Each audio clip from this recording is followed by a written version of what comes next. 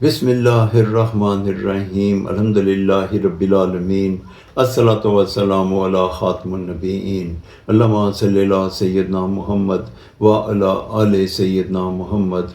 السلام علیکم ورحمۃ اللہ وبرکاتہ۔ میرے ناظرین و سامعین، میری آج کی حدیث صحیح بخاری باب اول سے ہے۔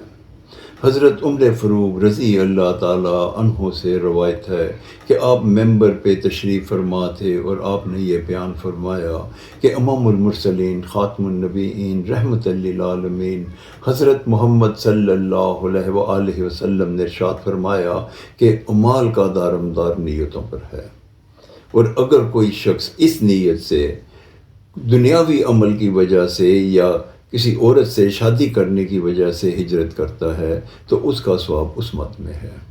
اس حدیث مبارکہ کا بیک گراؤنڈ میں آپ کو بتاتا ہوں کہ جب نبی پاک حضرت محمد صلی اللہ علیہ وآلہ وسلم ہجرت مکہ سے مدینہ فرما رہے تھے تو ایک صحابی اس نیت سے اس میں شامل تھے کہ وہ کسی عورت سے جا کے وہاں شادی کریں گے۔ تو نبی پاک صلی اللہ علیہ وسلم نے یہ بتا دیا کہ جو جس نیت سے ہجرت کرتا ہے اس کو اسی کی نیت کا اجر ملتا ہے۔ ایک اور واقعہ اس روز حدیث مبارکہ کی روشنی میں بیان کرتا ہوں کہ ایک روز نبی کریم حضرت محمد صلی اللہ علیہ وسلم کے پاس دو صحابی حاضر ہوئے اور آ کے عرض کرنے لگے، یا رسول اللہ، ہم نے گھر بنائے ہیں، آپ اگر وہاں تشریف لے جائیں گے تو خیر و برکت کا باعث ہوگا۔ نبی پاک صلی اللہ علیہ وسلم ان کے ساتھ ان کے پہلے صحابی کے گھر میں جب تشریف لے کے گئے تو وہاں پہ ایک روشن دان تھا۔ نبی پاک حضرت محمد صلی اللہ علیہ وسلم نے پوچھا کہ یہ روشن دان کیوں بنایا ہے؟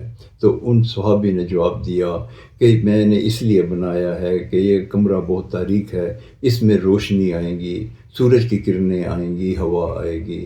پھر آپ دوسرے صحابی کے گھر تشریف لے کے گئے، وہاں بھی روشن دان تھا۔ آپ نے پوچھا کہ یہ روشن دان کیوں بنایا ہے؟ تو اس نے کہا کہ یا رسول اللہ، میں نے اس لیے بنایا ہے کہ اذان کی آواز بہت صاف آئے گی۔ نبی پاک حضرت محمد صلی اللہ علیہ وسلم بہت خوش ہوئے، آپ نے تبسم فرمایا۔ اس سے ہمیں پتہ چلتا ہے کہ اعمال کا دارمدار نیتوں پر ہوتا ہے۔ میں اب اپنی گفتگو کو یہاں ختم کرتا ہوں۔ السلام علیکم ورحمۃ اللہ وبرکاتہ۔